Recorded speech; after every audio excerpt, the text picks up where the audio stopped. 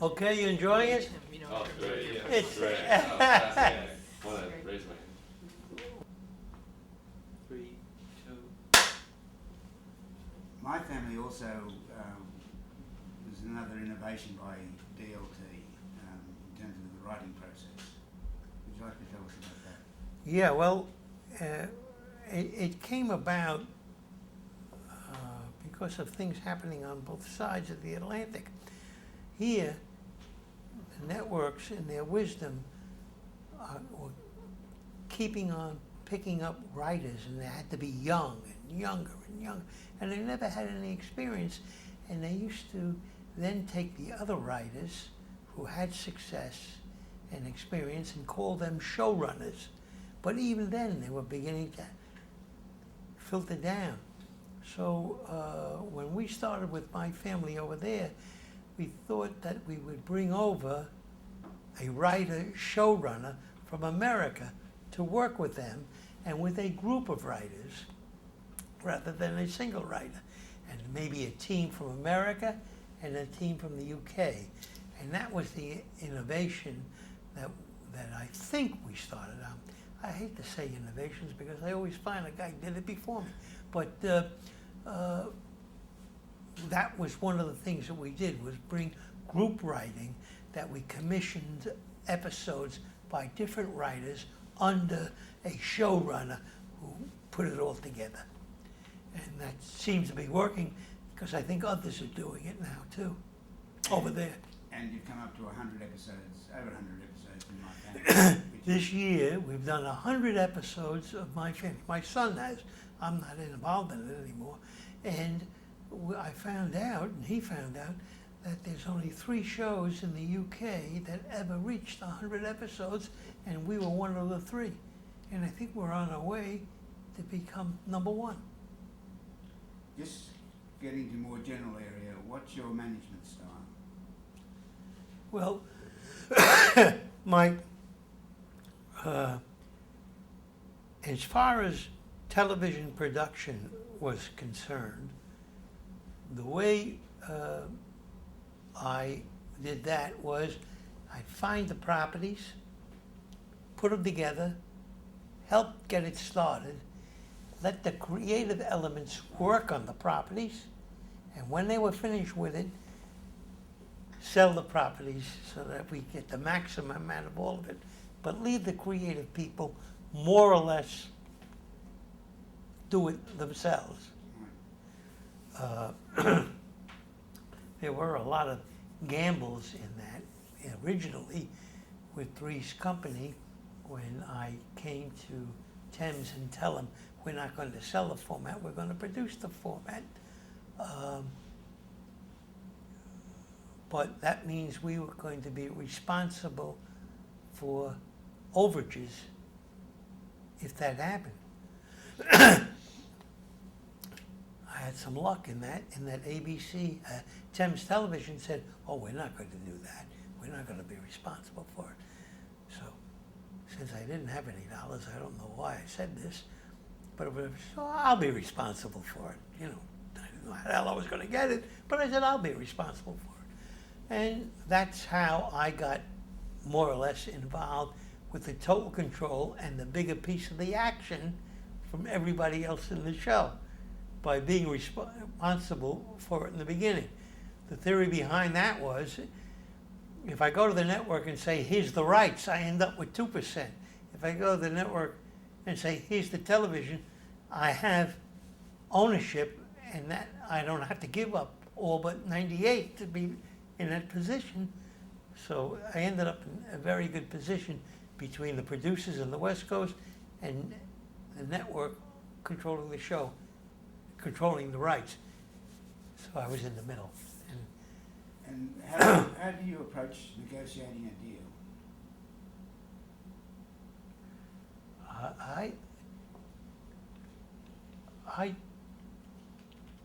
I'll tell you what I do, and then I think it's salesmanship after that.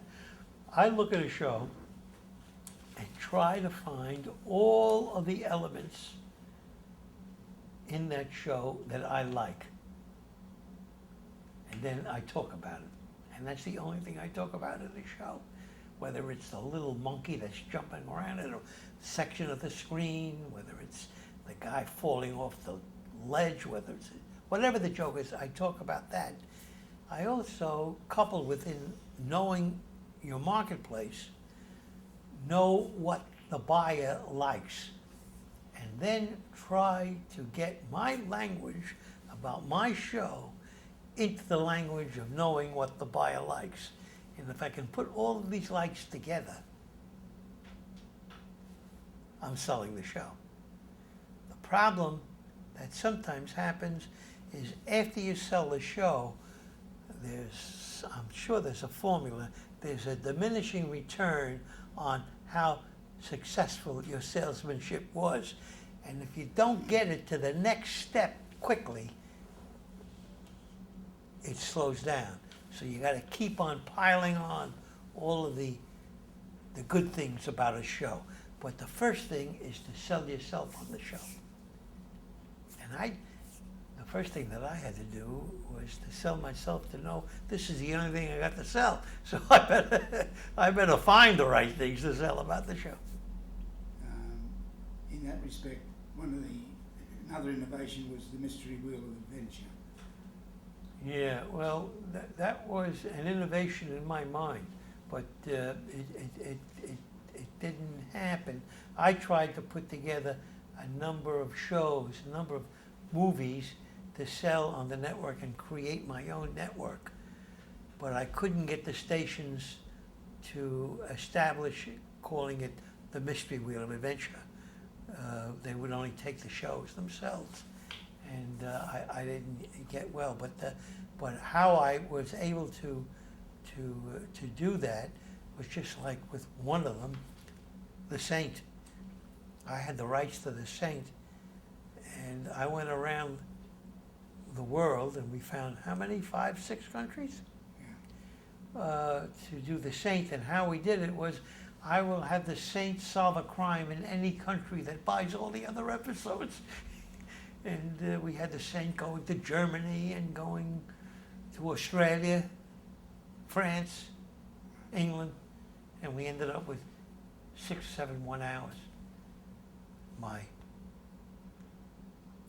I think the mistake I made with that was that I listened to some of my partners, especially the one in France, and they wanted The Saint to be a suave, kind of a upmarket actor, and I wanted the guy to be Sherlock Holmes and that kind of a thing. I forget the actor I wanted, and he was in the other series, Danger UXB. But Anthony Andrews to play the part, but they picked somebody else, and he just didn't come across, because I believe the people had a picture of the Saint being a very proper Englishman, and Anthony Andrews could do that, but I didn't win out with my partners. What in your career is your proudest achievement? I don't know. I had a lot of fun, and I'm just, being semi-retired right now, is that I guess looking back where it started, stealing nickels out of my mother's cash register to go out and have a good time, and end up here, that's fantastic. That's the accomplishment. Have your children followed in your footsteps? Well, I should, you know what? At the end of all this, you should meet him. He's upstairs. He's doing My Family. He's doing a lot of terrific things. And he's interesting, just like everything. He has followed my daughter gives me grandchildren who I hope they now work at the reception desk here. I hope they take over whatever there is in this company when Donald decides to retire. But I brought something along that goes for me at home and in the business, sometimes, and sometimes I get excited. And I only get excited to outside people when I know I don't need them. Inside, I get excited because I think they're not doing it right. And I do that at home, too. And often I tell Eleanor what John here gave me for Christmas. And I often say it, and this is what it is.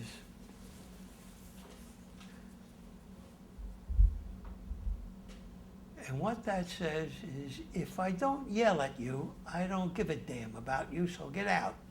If I do yell at you, we still got a chance. And that's the way I carry on my life. Speaking of Eleanor, what role did she play in all of this?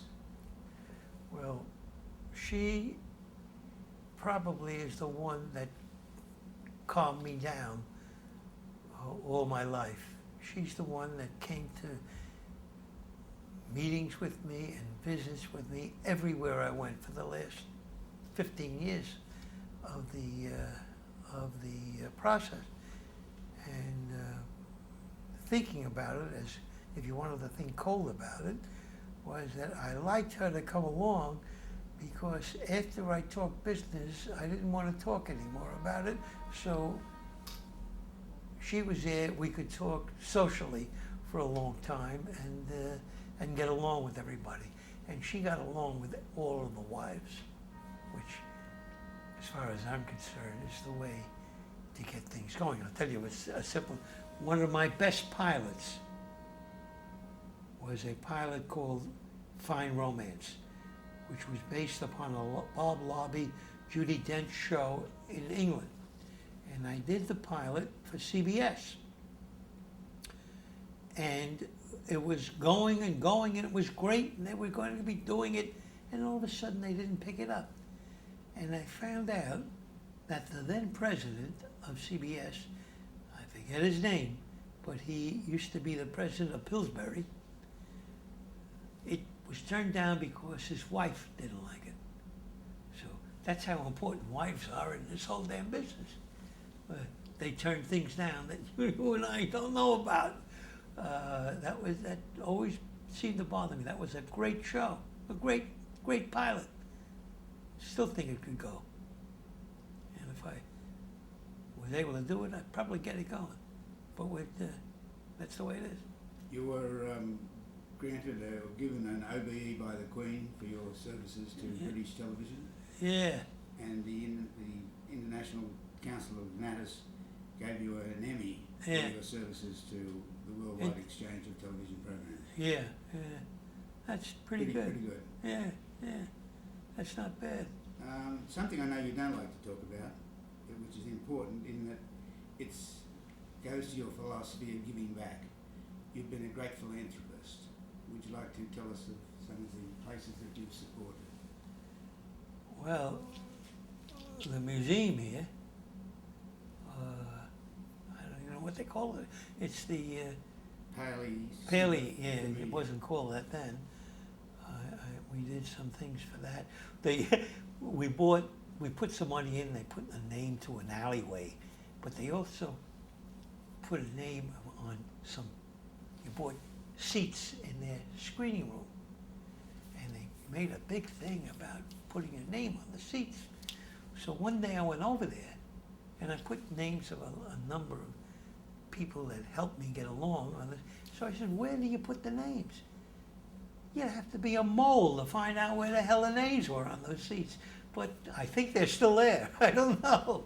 But it was that, and then St. John's. We've given some funding to Glasgow School of Art. We've had some terrific places that we've given. Lenox Hill Hospital. Each one of them has given us satisfaction. And you've been a great supporter of BAFTA New York? Well, they've been using this, when they started it, they needed a place, so we said, use the offices. I don't know how much they use the offices, but this is their official address. I believe it is, isn't it? I believe so. Yeah. Yeah. And And we've done that for, when they were over there on, not Regent Street, what's the street that BAFTA's on? But we've helped fund that too. When John, Jesus Christ, I'm getting old, the names are losing. Remember the fellow that was at Thames? But in any event, BAFTA, we've been a part of BAFTA for a long time. And finally, how would you like to be remembered? How would I like to be remembered? Mhm. The people that like me. That's what. That's all. I don't. Do you have any advice to aspiring executives or producers? Well, there aren't many that will go my way of totally independent because the government allows the networks to control all of this television business. If they just allow them to be in their business of being studios or telephone lines between the producer and the people out there, that's what they should be. And there's a lot of money in that because they used to want to own my property. And I said, no, I'll tell you what, if I can share in your income from advertisers, I'll let you have a piece of my action. And that was a lot of bravado because they ended up with a piece of my action because I had to get on the air. But they never shared their advertising money and they always wanted more. And I remember fighting down in Washington against the networks. And I remember meeting up with the then FCC Fowler and telling him that you're taking my livelihood away. And you're taking the livelihood of a lot of other people who think independently livelihood away if you let them control the business. And I also gave him another piece of advice. No matter how they own the show, one question should never be asked. How much of it do I own? If I own 50% of Father Murphy, and I own no percent of Three's Company, why should Father Murphy be renewed and the other one canceled? Ownership has nothing to do with it if the FCC is doing what I think they're doing, trying to get good programming on the air. I don't get me too excited about the networks because I think they control too much. Talking about Father Murphy, what about the story of your father and the church and the candy? Well, this is where, he was a little guy, my father. And we used to own the candy store next to the church. And one day,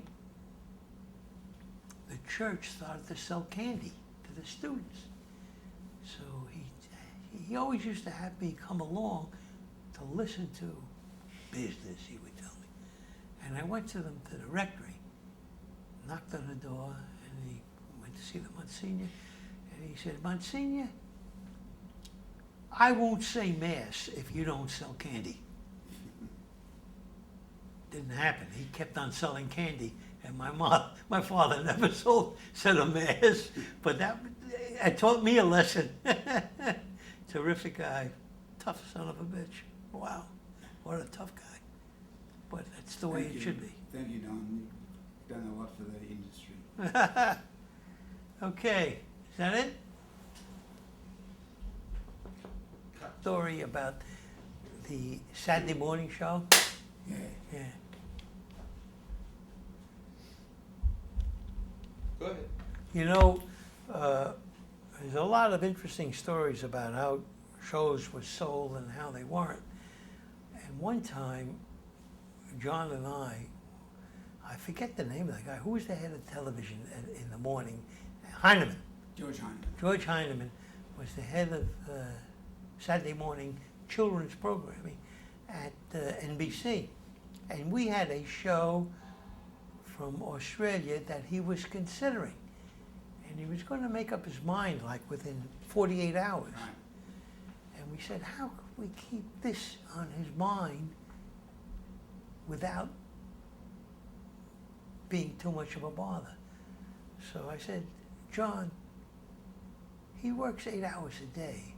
If you and I get him on the phone for 6 of those 8 hours, we at least know he can't talk to anybody else. So for 2 days, we constantly called him until he made up his mind, and he made up his mind for our show. Remember that? Yeah, That was, I remember it well. oh God. I thought you were going to talk about the 20th Century Fox and the 12 Journey to the Centre of the Earth, or was it? The Oh, animations show? yeah.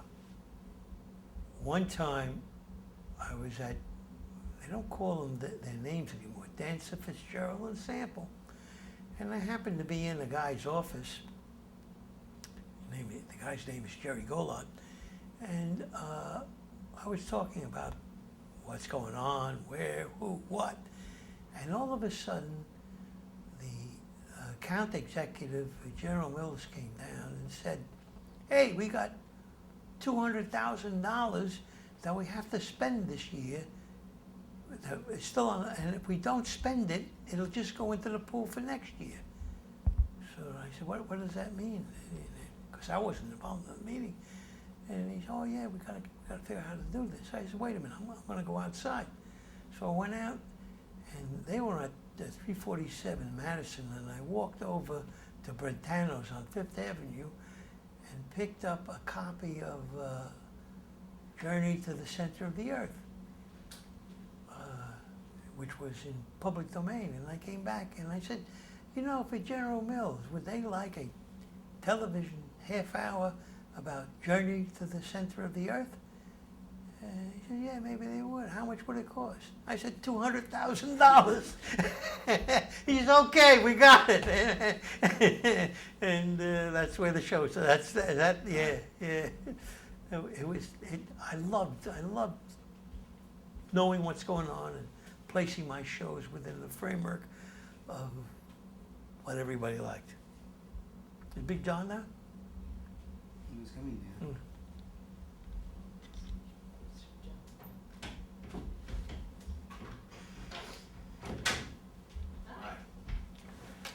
Hi. Donald, we're talking about the history of what we're doing here, and I thought the last statement before I collapse is passing it on to you. Okay? So how do you want to do that? This is my son. Can we stop camera? Yes. This is for the BAFTA archive and the archive for television. Okay.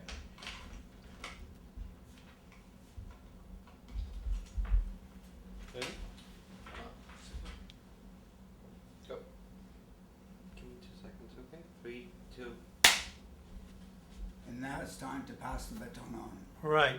Well, the last things I would like to say is I had a hell of a life. I had a lot of fun, and we had some success. And the 3 people that caused it all was myself, John Fitzgerald, and now Donald, who is doing even better than I did in terms of developing this company and these ideas into reality. It's fantastic to be able to pass it on, and it's just wonderful to work with everybody here. This is the guy that you're going to be talking to from now and into the future. Okay, nothing much more. Can I give us your favorite story about your dad? Oh my God.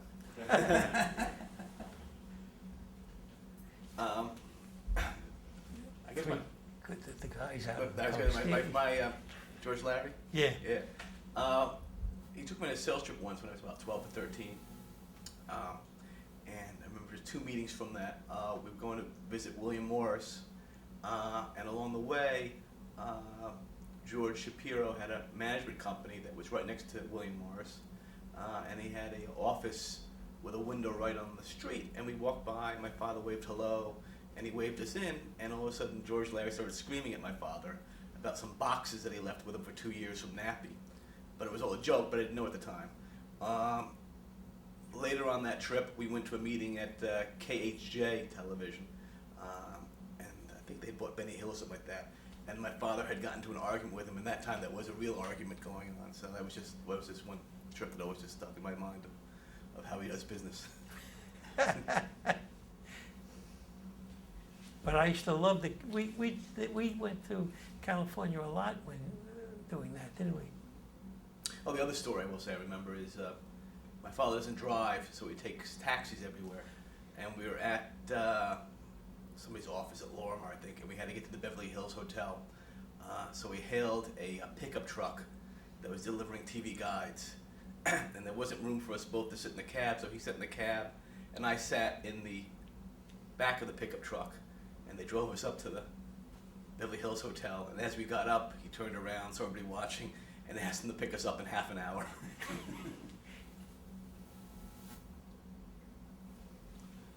That's all of my stories. Do you have a story that you'd like to share about John What? Jr.? Do you have a story you'd like to share about John Jr.? No, I mean, the only thing that I like to share is that now I keep hearing things, they just continue to happen. This show, My Family, is going on far beyond any other shows in the UK, and knowing the problems of production and knowing, and he gets involved in it deeper, I just feel from how he can work with all of these people and keep it going. It's just amazing. I'm very proud of him. Do you want to say a few words about John Fitzgerald? You've actually worked with him for 4 Holy years. mackerel. Oh, God. Well, I can tell you that we first got to know each other because the O10 network, the 10, was the station in Sydney, and in their wisdom, the broadcasters down there gave Channel O to the station. It's now different. But the 10, John worked for. And when we set up the company up here, we got to know each other then, and he came up to New York, and we got along quite well setting up the company, and he met his wife up here, and I often think, but it isn't, it's simple to say, but he got his green card from a young lady that I introduced him to get married, and I, right now, I don't know whether that happened or whether I put it together for the green card because we wanted him here. But after a couple of years, he went down and set up the company in Australia, and then he came back here, and it's, how many years? It's unbelievable. His children are now married, and he's a grandfather and everything else. It's just fantastic. We all almost think in half sentences, like married people, we think in half sentences now. And it's just fantastic. Okay? Cut. All right, Tom. Thanks, Tom.